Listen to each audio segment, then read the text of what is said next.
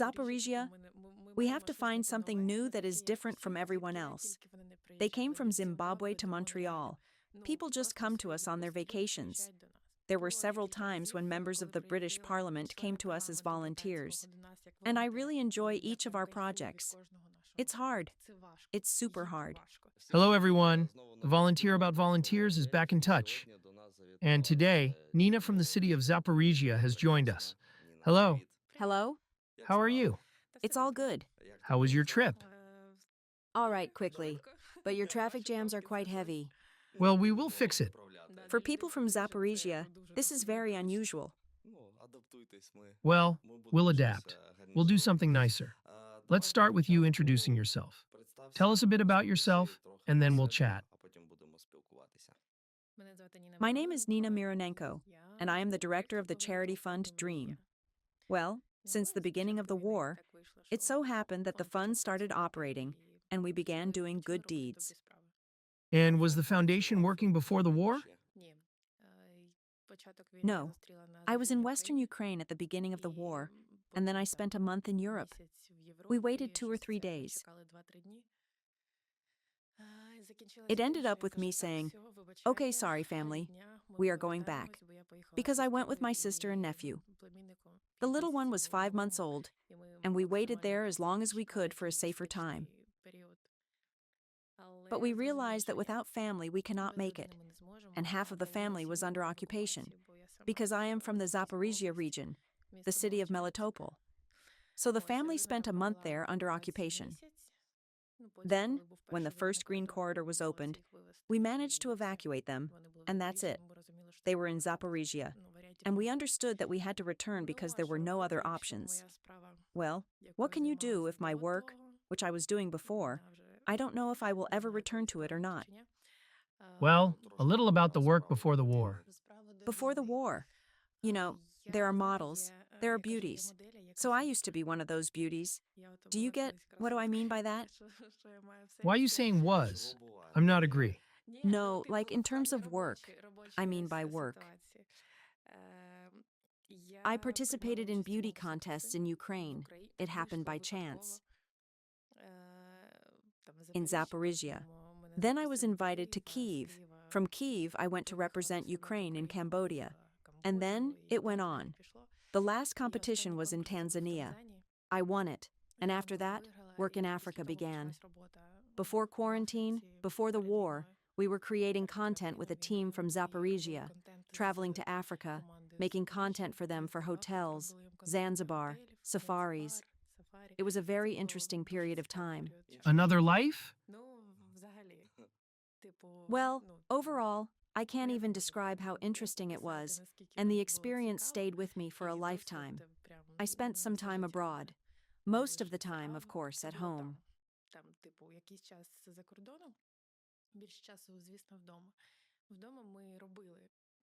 At home, we organized beauty contests for girls. I helped organize some events for children. Well, it was organizational work for having a good, fun time. Of course, the war starts, and that's also happening. Are you not dealing with this at all right now? I am involved in organizing now as well, but in a slightly different way. And what about the other? The Charity Foundation, did you establish it? Are you the leader? Or this team was already existed? We opened the Charitable Foundation right after I returned. I am in Europe. My friends have been in Zaporizhia the whole time since the beginning of the war and received the first truck of humanitarian aid from friends in Europe. Everyone did that then. And they were giving out, helping, just as there was a huge influx of people from Mariupol, from my family. My parents came, they met everyone, helped as much as they could. That's what my friends did. And then it's May, and I realized that we can't just sit here any longer, waiting for something. We're going home, and we'll do something there. And my friend says, "I'm closing this hub because I have my main job to attend to. They just wanted to be useful somehow." She did this with her mom, and says, "There's just no time at all." Distribution of humanitarian aid? Yes, that was all in a row. In Zaporizhia? Yes. Without documents, without anything. They just did what they could. They were provided with a free place in the city center, and that's it. But later, they had to pay for the place. She says, "No, I can't do this on a permanent basis." It was like everyone else, doing something, helping somehow. But time was running out. I listened, but was still in Europe. I called her back and said, "Katya, don't close it." I say, "I am returning to Ukraine. I need a few days. I'll get to Zaporizhia and we'll figure something out." I say, "Don't close it. And I've already planned everything for myself that will arrive. Need to find money for an office. This requires some investment to start working immediately. First of all, to process documents. Because working just like that, on good faith, I didn't understand how it happens at all. That's it. On the 19th of May, I arrived in Zaporizhia with my sister and nephew. We have already started rebuilding life anew. So what exactly did the fund start doing? When the fund was opening, it was very interesting. We just found the money. Our friends helped us rent an empty space in the city center. I understood that, okay, if it's a fund, we need some kind of warehouse. I recorded a video on Instagram where I said, "We are opening. If anyone has metal or money, please reply." And my very old friend, who we used to work together with, he writes to me, "What do you need?" I say, "We need metal." He replies, "Where are you?" "I will come and take a look now." He arrives and says, "Yes, I have a metal base."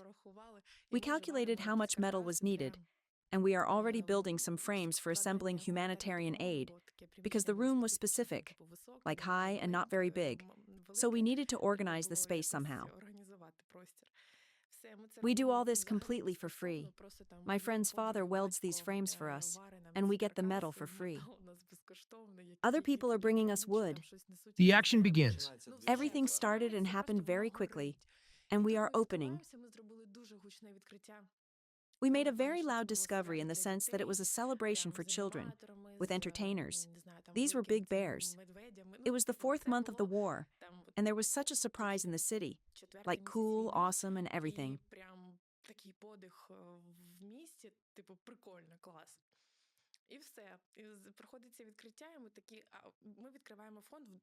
We are starting a fund with my friend. Officially, she and I are partners and owners too.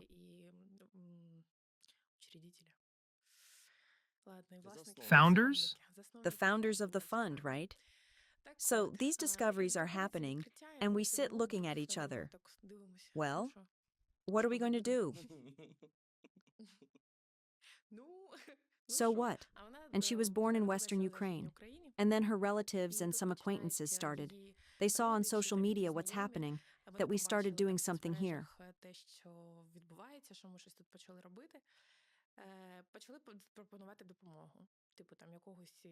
They started offering help, someone from abroad. In Dubna, they were collecting everything possible, and they were bringing it to us in Zaporizhia with their own cars. That's how it all began. But we clearly understood that we needed partners. Where to find partners? I'm just heading straight to an organization in Zaporizhia, which had been operating for quite a while and was quite large already. I ask for a meeting. I come early in the morning. I say, "Here we are, such young girls, very diligent. We want to work. We are ready to do whatever you say. Well, here is the tool for you. Please use it." What did they say in response? They refused. You are free to go, beauties. I think, okay, fine. It was very offensive at the time, very. And now, after seeing a psychologist and 2 years of work, I feel a little differently about it. But at the time, it was the worst for me. I thought, how could this be? Okay, we are sitting further in our semi-empty office. So I say, where will we look for partners? Well, it's clear that definitely not among ours in Zaporizhia. We need to find something new, not like everyone else, because our values were different from those who were already working at that time. And we started. Like I said, we were distributing humanitarian aid from Dubno. In general, everything that we received and what we could bring. Then someone saw our work, gave us the first truck, and we unloaded it ourselves, on our own. And there were two other guys, our acquaintances, who helped us. I do not know how long it lasted, but we went through different things.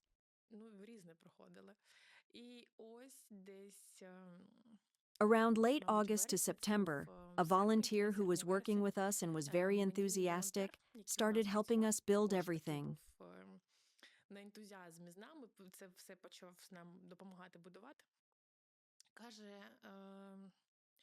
He says, there is an organization, like some Scottish people, they make pizza, and they are asking to arrange locations for them in Zaporizhia. I say, basically, if I organize it, well, that's my job.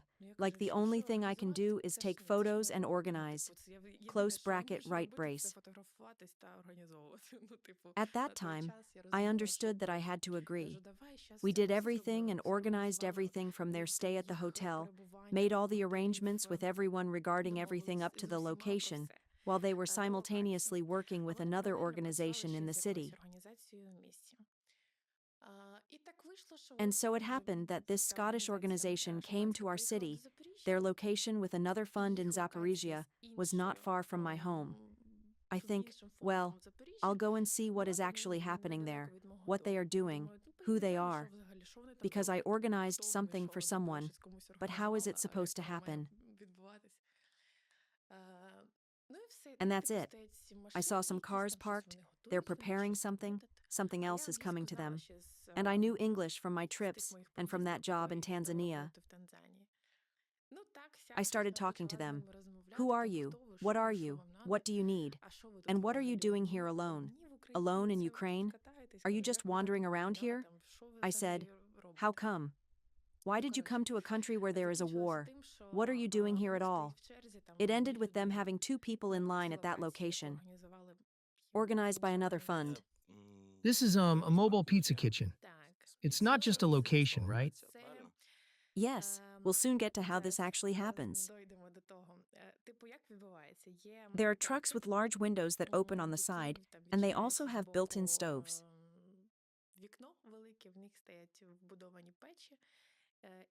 Pizza is being prepared and served hot to people right away. The process is so basic in general. And every day, for more than 2 years, the same thing is done. But the location changes every day across Ukraine. Different villages, different shelters, different cities altogether. Perhaps once every 6 months we can return. And there are already 6 of these machines. So, after the first location, I say, you seem very sad. Would you like to visit our foundation?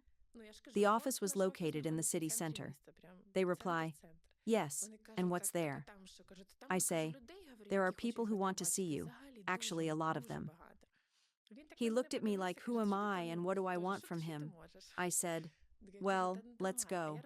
And I realized it's about a half-hour drive from their first location to our office. I just wrote on our Instagram that such an organization is coming to us. Come if you want to chat with foreign volunteers, eat some delicious pizza. And there was music playing. It was a great atmosphere. And by the time we reached our location, there were already many people eager to participate in this event. And that's it. We covered about 5 locations a week. The Scottish volunteers are leaving. I tell them, you are alone in Ukraine, and if any problems arise, let me know. I was honestly worried about them. They called me back 2 weeks later. It was September 11th. Since then, we have been working together every day, and they have become our biggest partners. Then the real work began, volunteering, which I am proud of. I understand. You're not just involved in organizing, right? Overall, completely. Fully in the process? Yes, of course. Do you also make and serve pizza? For the first 1.5 years, I was at home 2 times a week. All other times we traveled around Ukraine. We went for the liberation of the Kharkiv region, Kherson. We already found contacts, how to do this, how we can be invited, where we were really needed. You know, everyone here says, pizza.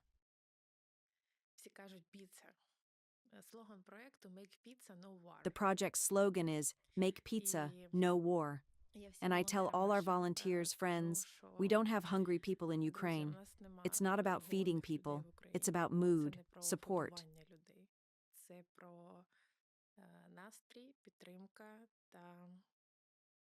These are emotions. Emotions, yes. The main thing that can be given now. I often compare myself to city folks. I say that I come from a small town, and we used to have big gatherings in the town during holidays. We would all come together, the whole village, and organize concerts or other events. It was such a soulful atmosphere. So, when we arrive at these locations every day in some small village, whether it be in the Kherson region or anywhere, on Monday I was in Petrikivka, and I catch this mood when people are getting ready to welcome us.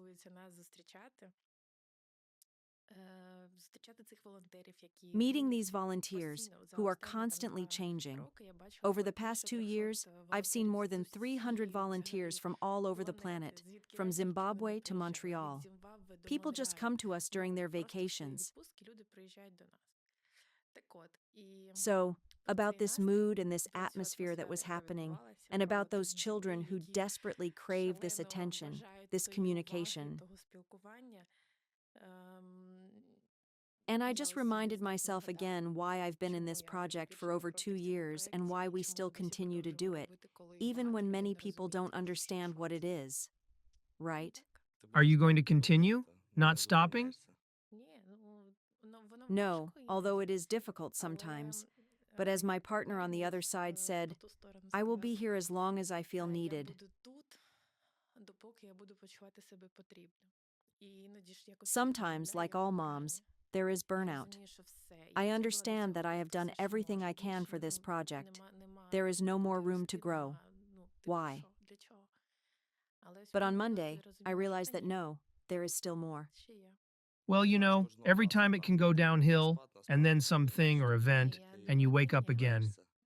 I think this is for the sake of the children, or for the sake of this atmosphere, or for the sake of those volunteers who come. You understand that now, of course, there are a little fewer of them, but the first 1.5 years was something terrible. We didn't have a place to organize the volunteers coming from all over the world.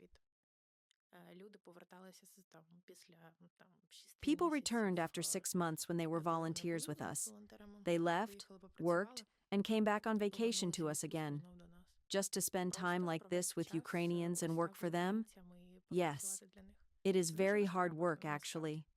Moving and standing every day, cooking. It's physically very hard.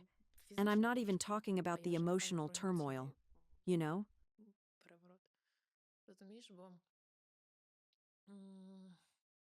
Does it give you some energy? It gives you energy. But sometimes you don't know where you're going to end up today. I mean, I know where they're going because I organized the location, but they don't know.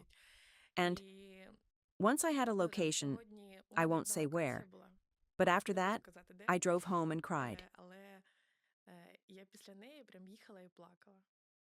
Why? Because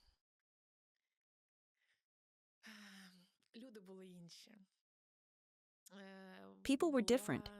It was a shaky situation. This was a region that had just been deoccupied. And then these news came out.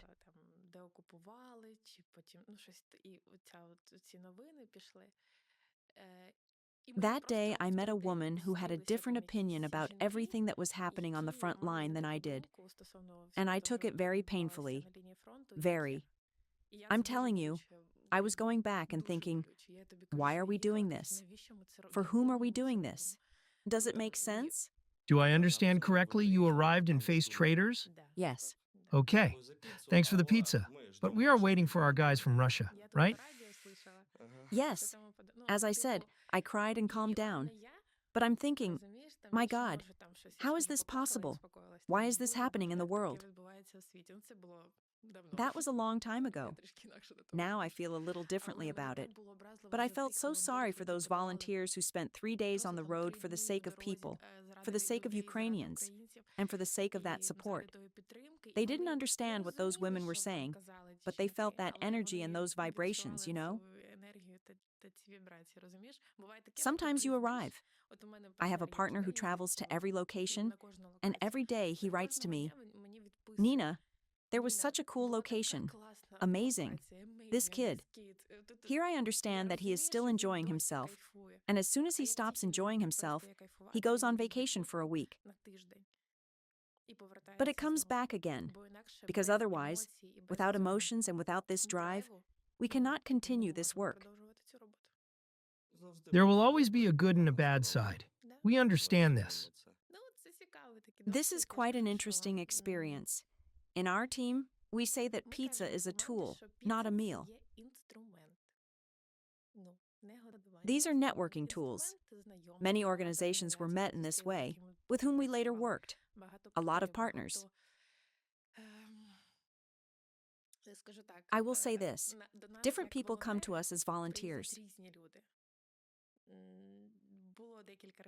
There were several times when members of the British Parliament visited us as volunteers, and only later in the conversation did we realize who they were and what was going on, and how we were all dirty with soot today because we were making pizza and cleaning those trucks.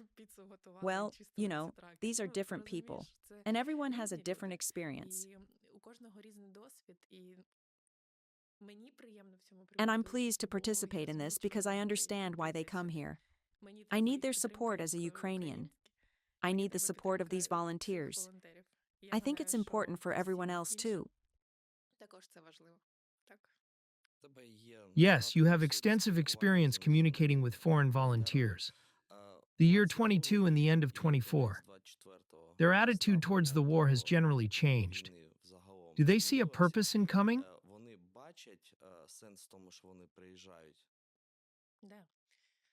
Yes. I have one volunteer out of 300. It's very interesting how we met him, because when Kakhovka was blown up, the team was urgently in Zaporizhia with me, and I said, "Okay, you all go there." We found the most affected places there. I said, "Go there." And they were distributing and delivering pizza. We organized this process so that the entire region was, basically, with food. It was a moment when we had to cook food, because it was quick, hot, and you could cook not only pizza on those stoves. So the team went there, and we were supposed to meet the volunteer who was slightly delayed on the train to Zaporizhia. I say, "I need to pick him up."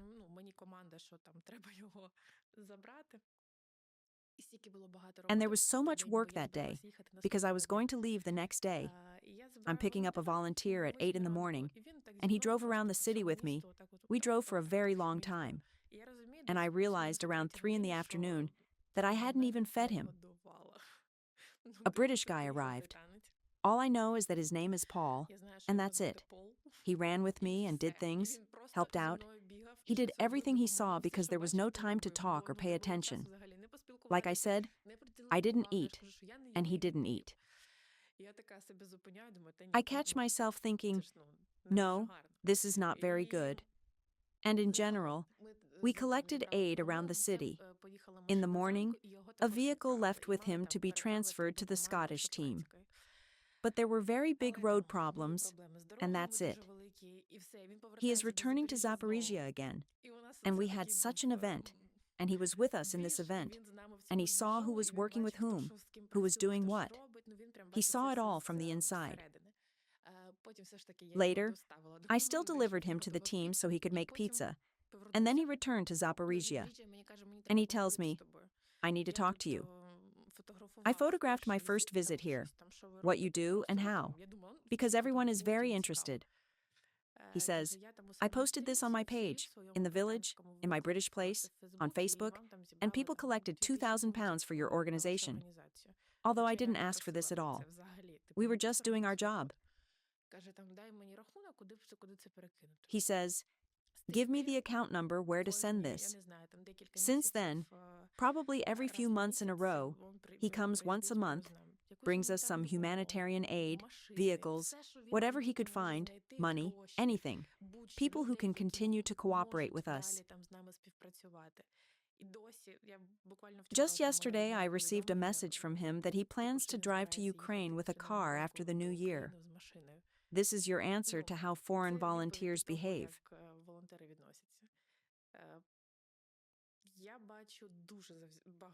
I see many enthusiastic people from different parts of the world who genuinely care and sincerely want to help and support us. It is important to me that they support us and believe in the best, in victory.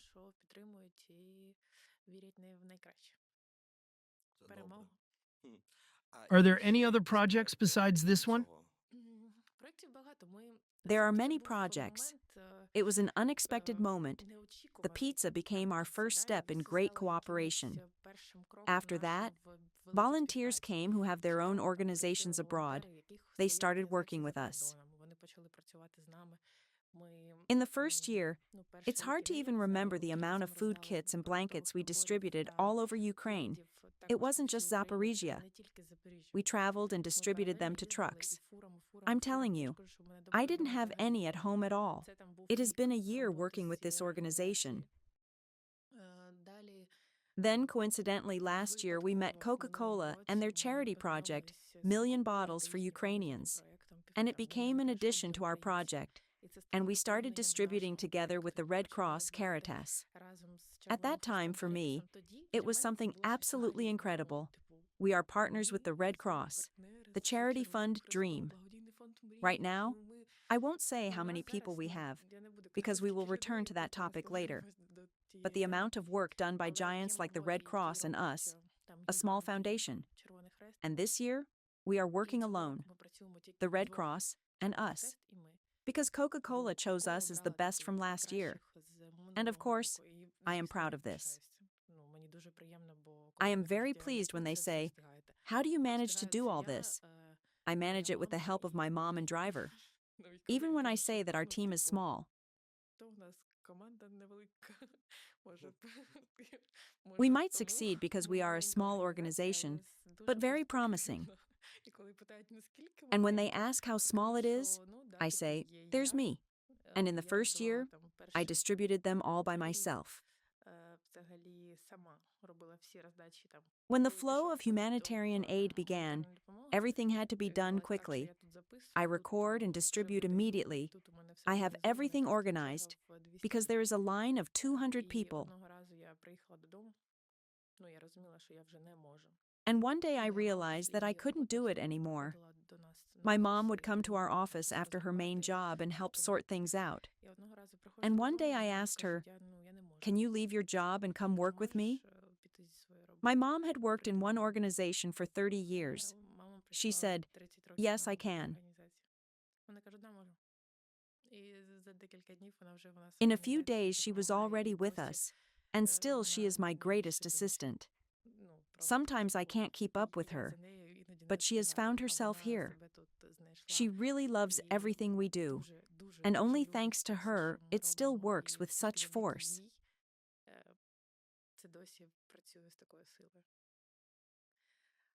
Well, and also my partner Katya. She is handling other documentation, organizing this story here in Ukraine. And we have a driver, who is also a loader. He also does whatever is needed. And simply many people who can help us in some cases. And the core of the organization, it's the four of us. Are you serious? If the four of you are doing what you do, some organizations simply increase their staff numbers unnecessarily. I'm just getting warmed up. Wait. I've heard a lot of stories, and I'm in touch with organizations. For example, there are 40 of us, and we only distribute humanitarian aid. Well, that's right. But we have an overblown staff and only one direction. And you told such a story, even though you have few people, right? No, we still have caring people working here. I understand that volunteers are helping. How does it work? There is a clothing hub that is still operating in Zaporizhia. I still see the point in it. And my mom really asks not to close it, because it's their outlet. There are women volunteers who work there along with my mom.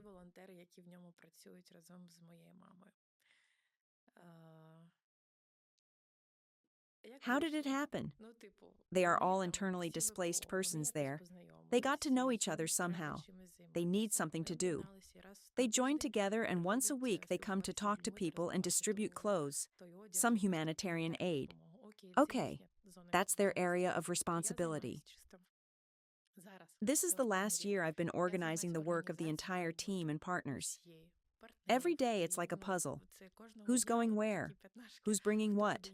What logistics? Who's delivering pizza from abroad? What humanitarian aid? What documents? That's how it all happens. This year started off very crazy. We were kicked out of all the warehouses we had because we need to pay more. That's all. For some people at that time, the war was over, and charitable foundations couldn't remain in the city center for some minimal amount. And they tell us that we have 4 days to leave the office. And in that office, there are approximately 6 trucks of humanitarian aid, and there are so few of us that you can count us on one hand. Everyone responded. I also wrote on Instagram, and my mom posted in her chats where she connects with our Molochansk community in Zaporizhia. It was very nice when all the people we helped over the past year gathered at once, and in just 2 days completely moved the warehouse from one place to another. And as if it was not, this is powerful, because we have done it more than once. And only with the help of people. I'm not saying volunteers. These are our friends who just see that we need their help. They just go and do, support us. Besides the foundation and support, you also have your own business. In April, my friend and I decided to do something more. Volunteering is not about life and money, but we have to do something. How should we live on? Okay, we have sorted it out. But a job is needed.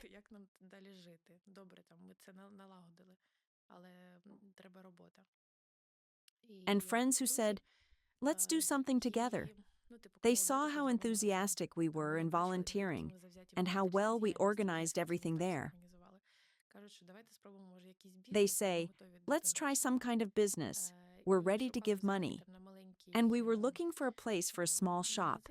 And by chance, I saw a room in the park with very nice windows. I even imagined how everything could be here. I call my friend and say, let's open a restaurant. And she's at her main job. She says, what? During the war in Zaporizhia? In Zaporizhia. I say, let's open a restaurant. She says, let's do it. Is it that easy? She says, I'll be at work until 4. Wait for me there. I'll check out the premises. I say to the owner of the premises, sit down, we're waiting.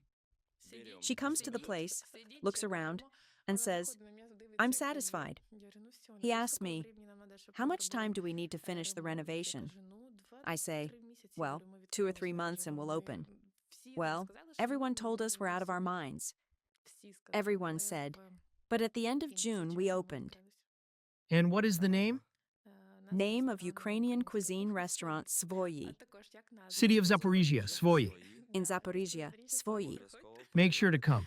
What's the specialty dish? The main dish is probably potato pancakes with veal cheeks. We will be in Zaporizhia. We will definitely visit. Our place is tasty. I enjoy it when we are fully booked. But that's not every day. In the summer, it was really cool there.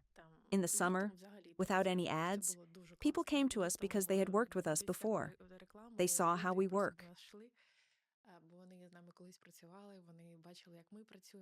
They saw the entire renovation process, and no one believed we would open so quickly and at such a level.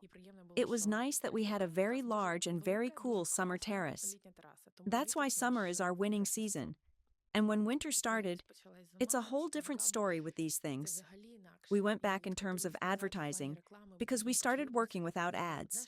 You know, it's a big experience. And just now there were some difficulties, and we were trying to get out of this difficult situation. Today the hall is full, and I'm like, oh wow, awesome. It's like you're telling me a story from a series. Because you are like this every day, and at the same time you have an organization that works, there is volunteer activity. How do you manage it? I'll tell you more. I had a dream. Last year I made a wish that we would develop the fund.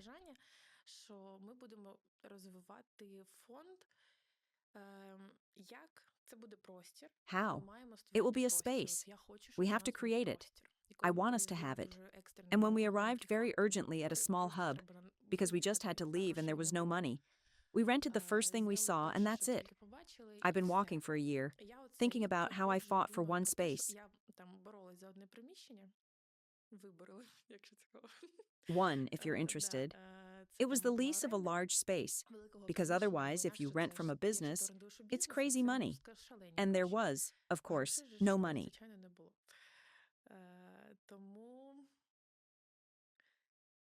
That's very random. I say, let's open something. They say something about veterans, being useful in some way, finding oneself. I say, we have a place. Well, I just signed the papers, but I still didn't understand what would be there, because the direction changed a lot in a year. I understand that I am not helping internally displaced persons now, except for things like humanitarian aid such as Coca-Cola, blankets. This happens periodically. But further to expend my efforts on the massive amount of humanitarian aid, I will not do this anymore. I redirected our activities to help military families, because it is closer to me now, and I do everything that is in line with my inner feelings. You understand? Hey, I know you have a history in Zaporizhia. You always seem to have some issues with the mayor. Sometimes he's around, sometimes he's not. Maybe you should try your hand at politics. No, wait until later. And everything will be right. No, wait. Spoiler. I'm all alone. Well, Mom will help. Yes, Mom is power. I literally came a few days ago to sign documents with some partner at 9 in the morning. We are sitting, talking. He is sleepy. I am sleepy. And Mom just bursts in. He says, God, what is she like? I sometimes can't keep up with her. Well, I don't know what I would do without her. And she is with us in this veteran space, also starting to build this. From renovation to opening, from welcoming veterans to phone calls. She takes care of all these issues. There is physical rehabilitation, therapeutic massages. For veterans and families of their kind, days are fully booked. This is not a rehabilitation center. That's their profile. We are more narrowly focused.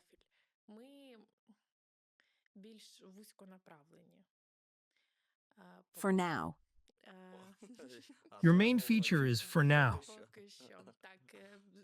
For now, yes. As for the lawyers, it's a team of 5 who meet with clients daily, file court applications, and help with any issues from certificates to court requests.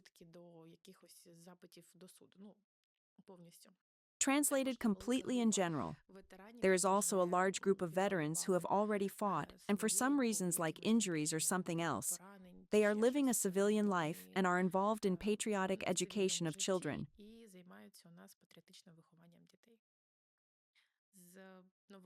From the new year, we are adding group sessions with a psychologist.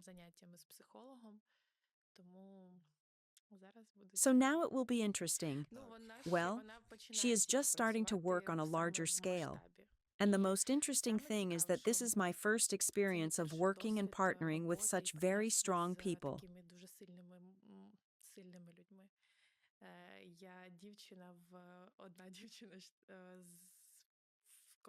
I am the only girl in a team of Marines, brave guys who have been through hell and have not broken, and still want to work and be useful. I say this, and I have goosebumps, strongly. Okay. Well, I don't know what to ask. Plans for 2025? You'll be like, yes, 15 more funds, 15 shelters, here, there. What are the plans for 2025? In the 25th year, let's do it this way. The plan is to scale the veteran space, because I think that right now, this should be the only priority for all organizations. And there should be a lot of them, because it will be a problem in our country that we all need to solve together very quickly. So I am urging everyone, in one situation or another, to do something, some projects for veterans, their families, and children. I don't know.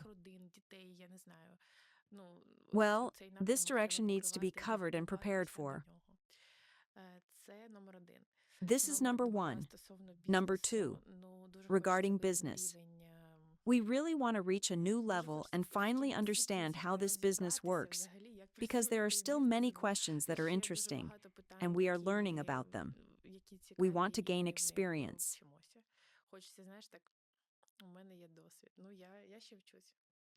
But I'm still learning every day, and I probably want to focus a bit more on myself in 2025.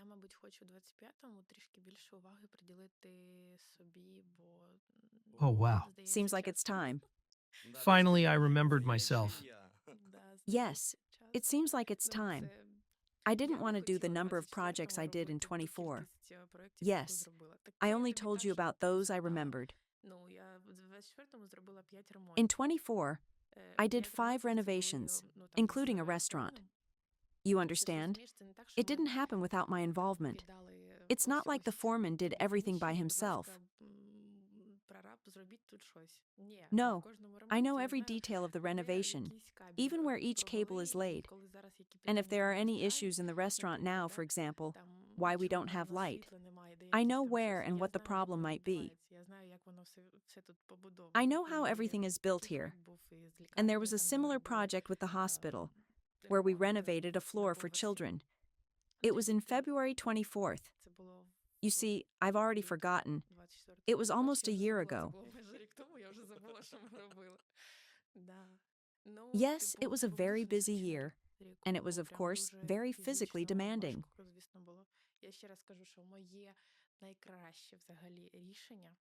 I say again, my best decision ever was to start therapy with a psychologist last December.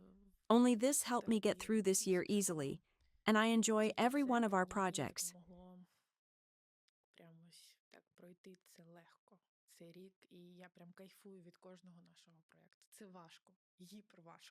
It's tough, super tough. Sometimes my emotions are so intense that I don't recognize myself. And there are times when I might call the driver if something's wrong. He's gone somewhere, and I might cry because sometimes I just lose it. Emotions. The emotional intensity passed, and that's it. He didn't do anything special. It's a common work situation, and he says, "Come on, don't cry," and starts comforting me. But I'm used to being like a rock. In my understanding, everyone should clearly follow from point A to point B, and help must be timely. You can't be late even by 20 minutes.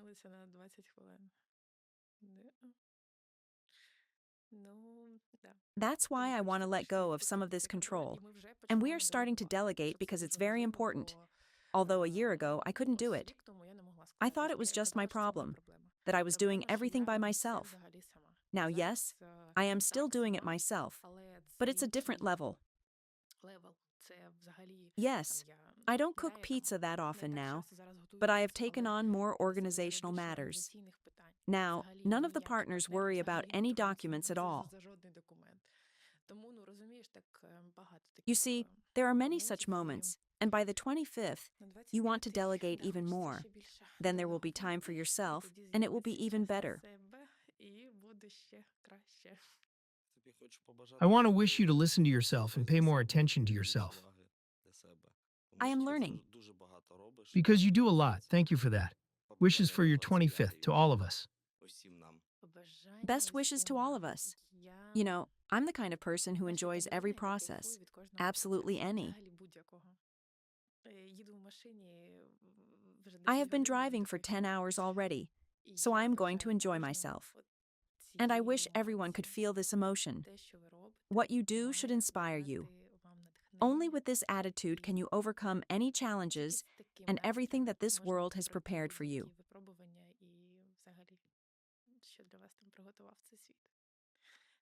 That is mood and emotions. Thank you. It will all work out.